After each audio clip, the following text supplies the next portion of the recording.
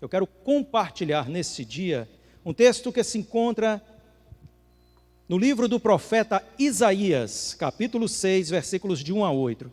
É um texto bastante conhecido, livro do profeta Isaías, capítulo 6, versículos de 1 a 8, que diz o seguinte: no ano da morte do rei Uzias, eu vi o Senhor assentado sobre um alto e sublime trono, e as abas de suas vestes enchiam o templo. Serafins estavam por cima dele, cada um deles tinha 6 asas, com 2 cobriu o rosto, com 2 cobriu os pés e com 2 voavam. E clamavam uns aos outros, dizendo: Santo, Santo, Santo é o Senhor dos exércitos, toda a terra está cheia da sua glória. E os umbrais das portas se moveram com a voz do que clamava, e o templo se encheu de fumaça. Então eu disse: ai de mim, estou perdido, porque sou homem de lábios impuros e habito no meio de um povo de lábios impuros, e os meus olhos viram o Rei, o Senhor dos exércitos. Então um dos serafins voou para mim, trazendo na mão uma brasa viva que havia tirado do altar com uma pinça. Com a brasa tocou a minha boca e disse: eis que esta brasa tocou os seus lábios, a iniquidade foi tirada e o seu pecado perdoado. Depois disso ouvi a voz do Senhor que dizia: a quem enviarei e quem há de ir por nós? Então eu respondi: eis-me aqui, envia-me a mim. Existem épocas de nossas vidas que nos marcam mais, pelos acontecimentos, é claro, né? Pelos acontecimentos ocorridos.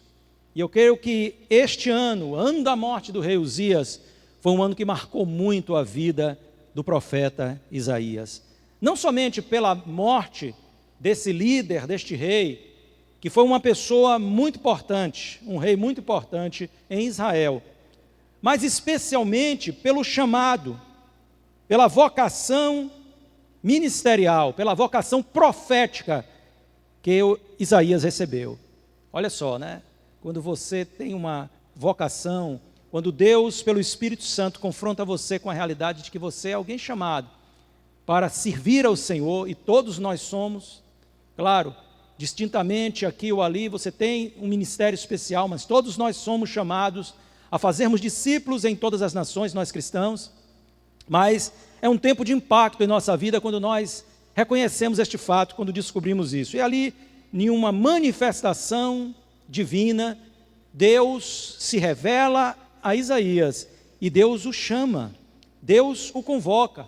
Mas a revelação do Senhor, quando Deus aparece a ele, também traz um confrontamento com a sua própria realidade espiritual. Ele foi confrontado com a realidade de que tipo de crente ele era. Ele era um homem, com certeza, que conhecia a lei de Deus. Isaías não era qualquer um. Isaías era um homem culto, era um homem que frequentava o palácio. Ele também é conhecido como um profeta palaciano. E Isaías, com certeza, conhecia a lei de Deus, conhecia dos livros que já haviam sido escritos na sua época, os textos que já haviam sido escritos. Ele devia conhecê-los muito bem, devia ter o domínio deste conhecimento, mas não obstante a isso, existia uma realidade espiritual que é confessada pelo próprio Isaías. Nós já encontramos lá no versículo de número 5, onde ele vai então testemunhar da sua própria condição, quando ele diz: ai de mim, estou perdido, porque sou homem de lábios impuros e habito no meio de um povo de impuros lábios, e os meus olhos viram o Rei, o Senhor dos exércitos.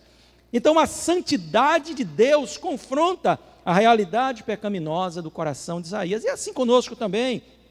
Eu não estou aqui dizendo que Isaías era o pior dos pecadores da sua época, não tem nada a ver com isso, mas isso diz respeito à nossa condição, a nossa realidade. E a realidade acerca de nós é que nós somos cheios de fraquezas e tendências carnais e pecaminosas. Isso não quer dizer para nós cristãos que essas tendências, essas inclinações nos dominem, mas que elas estão presentes em nós. E ali ele foi confrontado com esta realidade. Então o Senhor vem, se revela, e revela o seu propósito para a vida de Isaías. Mas a condição espiritual que Isaías se encontrava seria um impedimento para a obra de Deus, para o propósito de Deus se efetivar na sua vida. Às vezes nós temos a pretensão de achar, ou de acharmos, que esta realidade que nós conservamos em nossa vida de algum pecado oculto, de algum pecado não tratado, não confessado, às vezes não há um arrependimento, isso não produz um impedimento em nossa vida espiritual, não produz um impedimento não só da revelação, mas principalmente, né, do desenvolvimento do propósito de Deus na nossa vida. Mas isso é completamente errado da perspectiva bíblica. É necessário que nós permitamos ao Espírito Santo que Ele trabalhe em nossa natureza. Nós devemos ser transformados de glória em glória. E para tanto é necessário que a nossa mente seja renovada. E foi exatamente o que aconteceu com o profeta Isaías. Talvez porque Paulo, ele fale sobre essa necessidade lá em Romanos, capítulo 12, versículo de número 2, quando ele diz que nós não devemos nos conformar com este mundo, mas sermos transformados pela renovação do nosso entendimento, para aí sim, então nós podermos compreender qual seja a boa, perfeita e agradável vontade de Deus para a nossa vida, que esta transformação dada pela renovação só acontece a partir do Novo Testamento, da nova dispensação, a dispensação da graça. E não é assim em todo o tempo. Deus precisou renovar mentes e transformar vidas para usar aqueles que Ele tinha chamado para o louvor da sua glória. Isso sempre se deu, talvez de forma e com características diferentes, mas sempre se deu, porque Deus precisa mudar a nossa forma de pensar, porque quando mudamos a nossa forma de pensar, mudamos também a nossa forma de enxergar as coisas, mudamos a forma como valorizamos certas coisas, mudamos a forma como agimos em relação a certas coisas.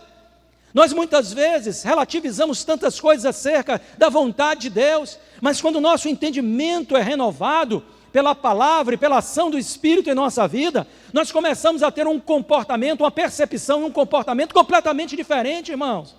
Essa é a realidade, e não foi diferente na antiga aliança. Deus teve que se revelar, Deus teve que mudar a forma de homens, de mulheres, pensarem para poder usá-los. Nós poderíamos citar vários exemplos aqui. Lembre-se do profeta Jeremias, como por exemplo, quando Deus encontra Jeremias para revelar o propósito da sua vocação, Jeremias diz a Deus: eu sou apenas uma criança. Existiam impedimentos que estavam ali na forma como Jeremias pensava que Deus pudesse usar uma pessoa. Talvez ele pensasse: Deus pode usar as pessoas mais velhas, mas eu sou muito jovem para isso. E Deus então teve que lidar com esta situação, mudando o entendimento de Jeremias, dizendo a Jeremias: não diga que tu és uma criança, porque onde quer que eu te mandar tu irás, e o que eu mandar você fazer, você fará. Você vai ser boca de Deus. Olha que coisa maravilhosa. Mas você lembra também de Moisés? Moisés não foi assim, quando Deus se revelou a ele. Ele diz: eu sou um homem de língua pesada, eu não tenho facilidade de falar, eu tenho impedimentos que me impossibilitam de atender esse chamado. E Deus mudou a vida, transformou a realidade da vida dele, através da percepção que ele teve a partir daquele encontro. Por quê? Porque Deus fez uma renovação no seu entendimento, à medida em que demonstrou que o poder de Deus agindo na vida de Moisés seria mais do que suficiente para Moisés cumprir com grande êxito a missão que Deus estava confiando a ele. E nós somos assim. Nós crentes em Deus, nessa pessoa abençoada, a sua história talvez não seja diferente, a minha história não é diferente. A minha percepção acerca de Deus, para que eu pudesse, compreendendo mais acerca dele e acerca daquilo que era o propósito dele para a minha vida, teve que vir a mim, me renovar a mente, me transformar a partir de então, para que eu pudesse abraçar a vocação que Deus tinha para mim. Porque nós, uma vez chamados, nós temos as nossas dificuldades de abraçar o chamado de Deus. Nós temos os nossos impedimentos que habitam nas nossas incertezas e no fato de muitas vezes nós olharmos para nós mesmos. E quando olhamos para nós mesmos, o que nós vemos? Uma estrutura humana e as debilidades que essa estrutura humana possui.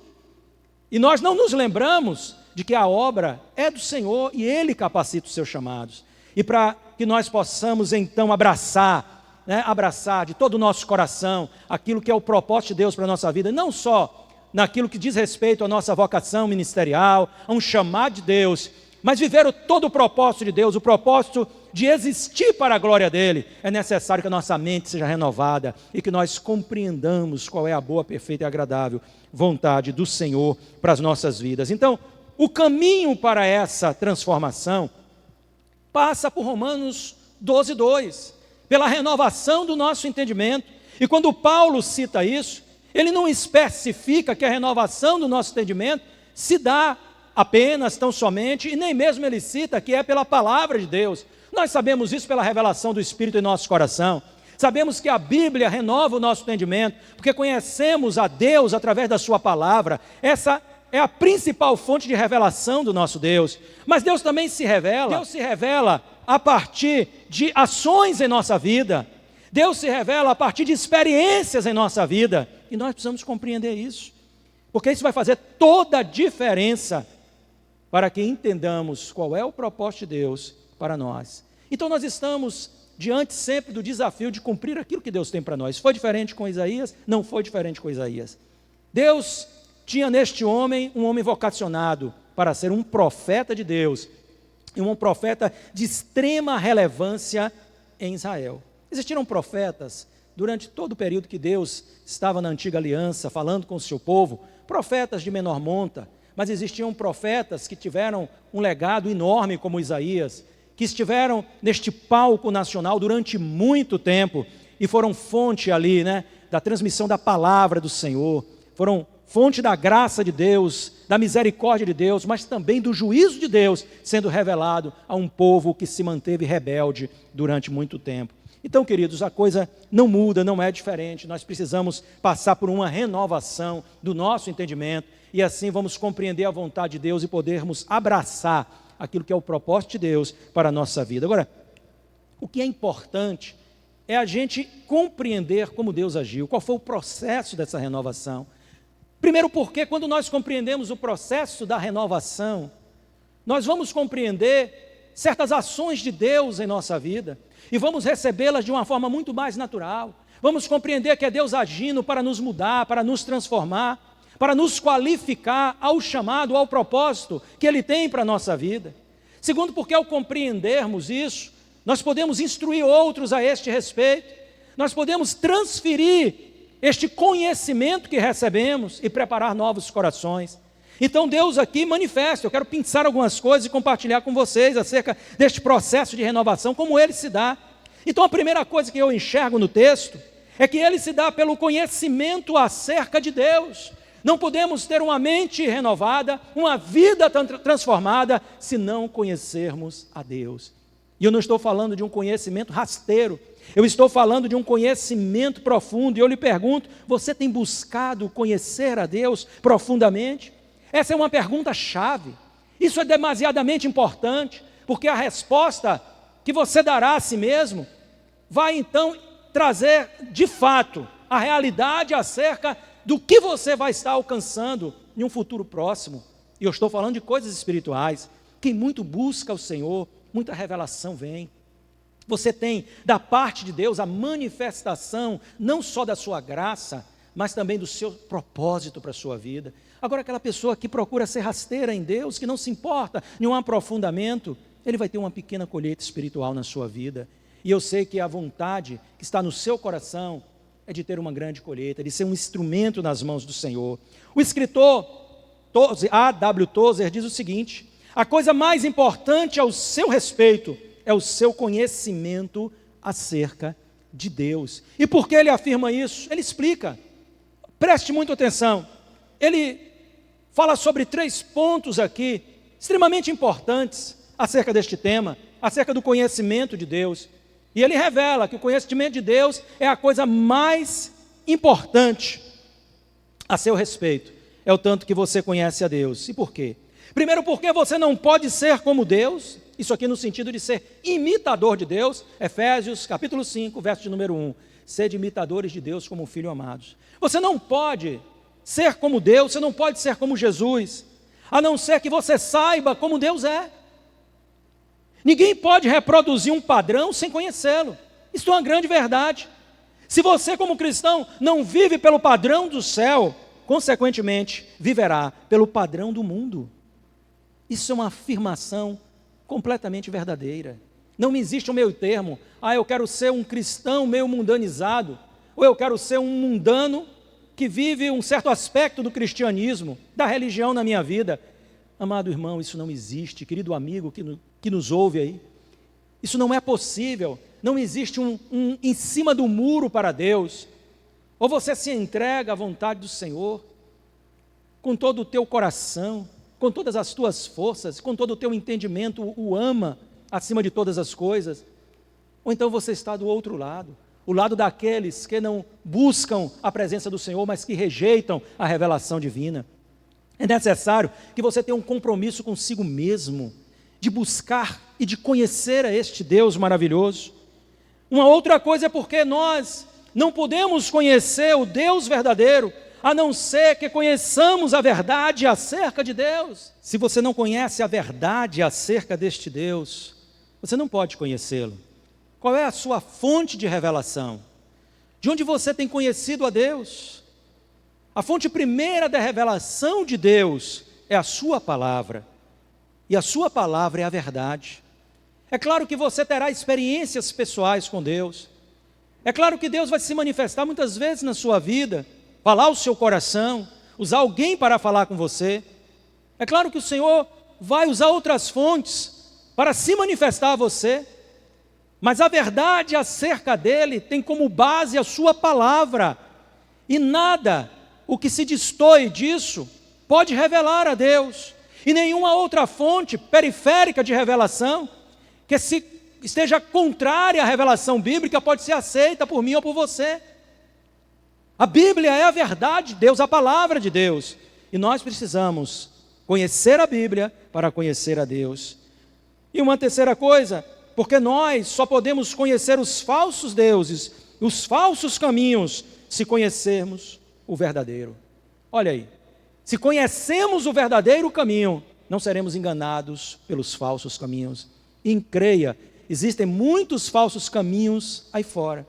Existem muitos caminhos que aos homens parecem ser caminhos de bênção, mas no fim, eles se revelarão caminhos de morte, caminhos de perdição. A Bíblia só nos aponta um caminho.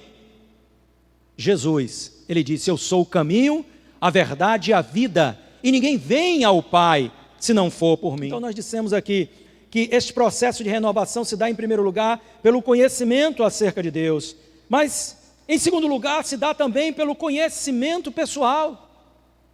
Nós não podemos ter a nossa mente renovada se a renovação produzida não nos levar a ter uma visão mais acurada, uma visão mais realística acerca de quem nós somos. Tem muita gente que tem um falso conceito de si mesmo. Tem muita igreja que tem falso conceito de si mesma. Olha só, olha para Laodiceia. Laodiceia pensava de si mesma aquilo que não era verdade, que não era fato. Existia uma realidade completamente contrária ao que ela pensava de si mesma. Então é necessário que tenhamos essa visão.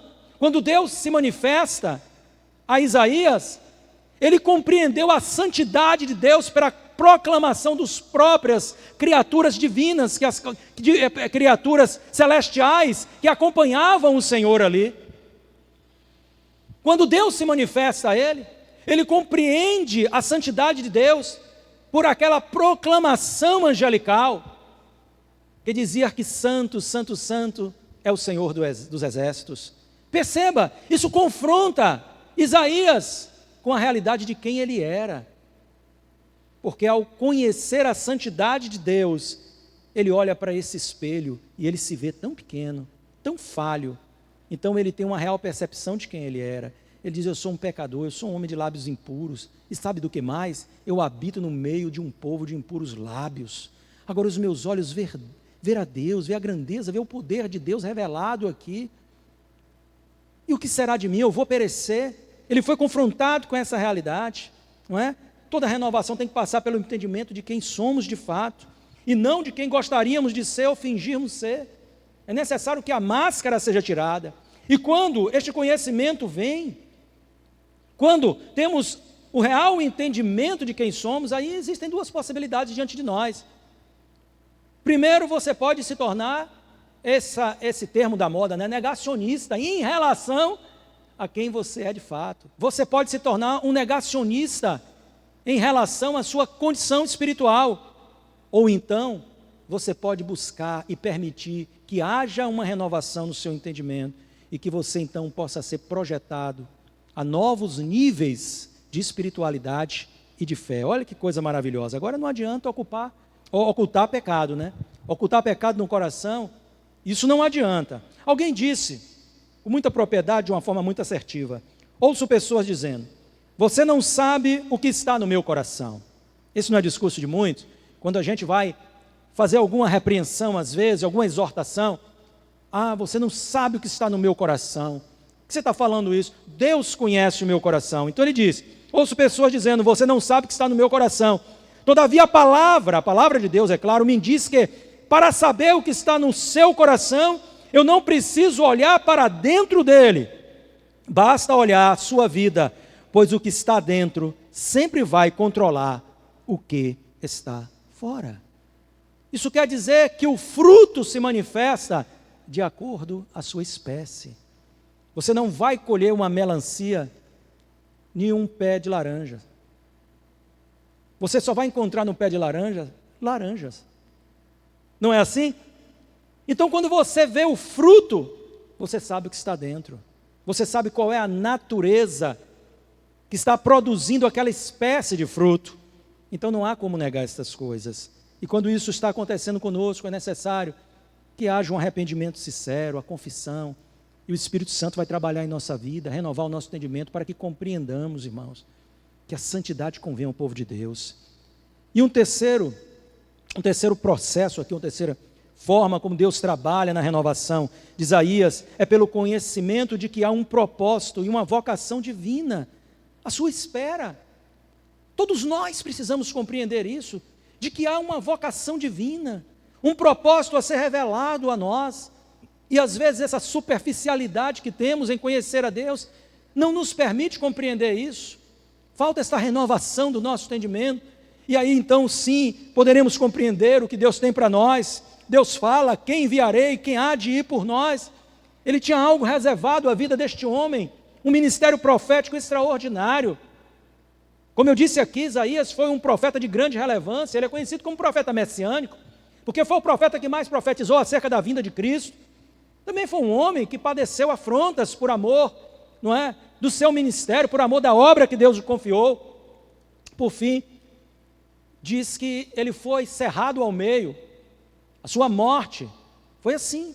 Olha que coisa, não é? Serviu a Deus, mas glorificou a Deus na sua morte, sendo um mártir da sua época, onde o rei Manassés mandou cerrá-lo ao meio, e ele ainda vivo, colocou ele em um tronco de árvore e mandou que fosse cerrado ao meio. Se você ainda não compreendeu que Deus tem um lugar para você na sua obra, sua vida não está transformada como deveria. Você precisa se inteirar acerca da vontade de Deus para a sua vida, isso só se dará pela renovação do seu entendimento. Isaías caminhava no meio do seu povo. Ele com certeza não deveria ser um homem ruim, não deveria ser nenhum marginal no meio do seu povo, pelo contrário, ele deveria ser aquele tipo de pessoa que você gostaria de ter como amigo, gostaria de ter no rol dos seus relacionamentos, deveria ser aquele homem sincero em muitas coisas, não é? E pessoas assim a gente quer ter próximo de nós, mas isso não significa dizer que ele compreendia qual era o plano e o projeto de Deus para a sua vida. Havia coisas muito mais significantes que se deveriam revelar na trajetória da sua vida de crente, de servo de Deus, e assim pode estar ocorrendo com você. Você anda no meio da igreja, você anda no meio das pessoas cristãs, e diz, olha, eu sou isso aqui, Deus já revelou o que quer para mim, eu sou uma pessoa, eu vou na igreja no domingo, vou lá no meio de semana também, sou um dizimista, ofertante, eu quero dizer a você, isso é apenas a ponta do iceberg daquilo que Deus tem como vocação e propósito para a sua vida. Há coisas maiores a serem reveladas. Permita que Deus te dê a compreensão dessas coisas. E em quarto lugar, pelo conhecimento de que esse processo de renovação e transformação depende também de uma decisão pessoal. Quando Deus fala com ele, a quem enviaremos e quem há de ir por nós? Isaías precisou tomar uma decisão. Ele agora teve o entendimento de que Deus tinha um propósito maior para a sua vida. Mas ele teve que tomar uma decisão. Você entende isso? Ele teve que decidir se ele abraçaria o que Deus tinha para ele, o propósito de Deus sendo revelado naquele momento para a sua vida, ou não. Olha aí, é uma decisão que você precisa tomar. Você está ouvindo essa mensagem, e essa mensagem não está sendo trazida a você, não está chegando a você sem propósito, porque Deus não fala sem propósito. Deus sempre tem um propósito naquilo que faz. Você não está ouvindo essa mensagem por acaso, você a está ouvindo porque Deus tem um propósito de mudar coisas na sua vida e de te revelar novas coisas. Talvez Ele esteja querendo dizer isso a você. Há algo maior a ser revelado, mas depende de uma decisão tua. Depende de você dizer ao Senhor, eu quero isso para a minha vida. E Ele responde ao Senhor, eis-me aqui, envia-me a mim. Ele atendeu ao desafio feito pelo Senhor, a vocação exposta por Deus para a sua vida. Talvez você que nos assiste neste canal de YouTube, que está ouvindo e vendo essa mensagem, não tomou uma decisão ainda de reconhecer a Cristo como Senhor e Salvador de sua vida, de entregar a sua vida ao Senhor Jesus, ao seu senhorio. Talvez você precise tomar essa decisão como primeiro passo na sua fé. Faça isso hoje. Você agora está tendo o seu entendimento renovado para compreender que existe um propósito maior de Deus para a sua vida do que você pensava que Deus tinha para você. Deus está chamando a comunhão da sua família, daqueles que receberam a Jesus em seus corações pela fé. Deus está revelando a sua graça a você, para que você compreenda que você precisa receber esta salvação na sua vida.